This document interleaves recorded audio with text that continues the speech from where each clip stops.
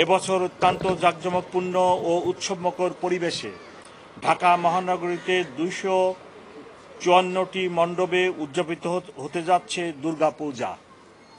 শুভ মহাপ্রলয়ের মাধ্যমে ইতিমধ্যে পূজার আনুষ্ঠানিকতা আরম্ভ হয়েছে এবং ধর্মীয় ভাবগাম্ভীর্য ও উৎসবমুখর পরিবেশে পূজা উদযাপনের জন্য ব্যাপক নিরাপত্তা পরিকল্পনা গ্রহণ করা হয়েছে।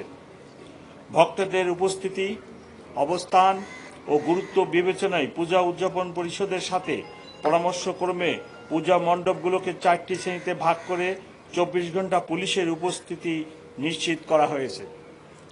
পূজা মণ্ডপগুলোর শ্রেণী মোতাবেক প্রত্যেকটি মণ্ডপে পুলিশ ও আনসার মিলিয়ে ন্যূনতম 11 জন থেকে 50 জন পর্যন্ত নিরাপত্তা বাহিনীর সদস্য মোতায়েন আছে। স্ব এলাকায় নিয়মিত টহল ও চেকপোস্টের বাইরে পূজা মণ্ডপ কেন্দ্রিক প্রায় 2200 পুলিশ সদস্য মোতায়েন থাকবে। সংশ্লিষ্ট পরিচালনা কমিটির সাথে যোগাযোগ রেখে তারা পূজা মণ্ডপের সার্বক্ষণিক নিরাপত্তা নিশ্চিত করবেন।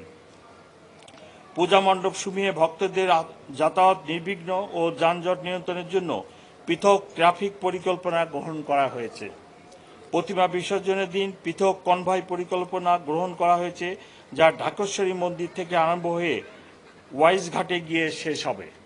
বিসর্জন শোভাযাত্রা নির্বিঘ্ন করতে অতিরিক্ত আরও প্রায় 2400 ফোর্স মোতায়েন থাকবে।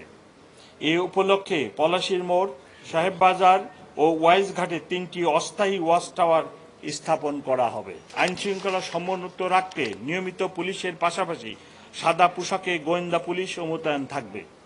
যে কোনো ধরনের জরুরি পরিস্থিতি মোকাবেলার জন্য সোয়াট, এক্সপ্লোসিভ রিকভারি ও bomb disposal team, dog squad ও ক্রাইম সিন টিম সার্বক্ষণিক স্ট্যান্ডবাই থাকবে।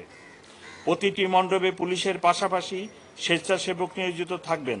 গুরুত্বপূর্ণ মণ্ডপসমূহের প্রবেশ পথে 15টি আশ্রয় স্থাপন করা হবে এবং প্রয়োজনে মেটাল ডিটেক্টর দিয়ে তল্লাশি করা হবে।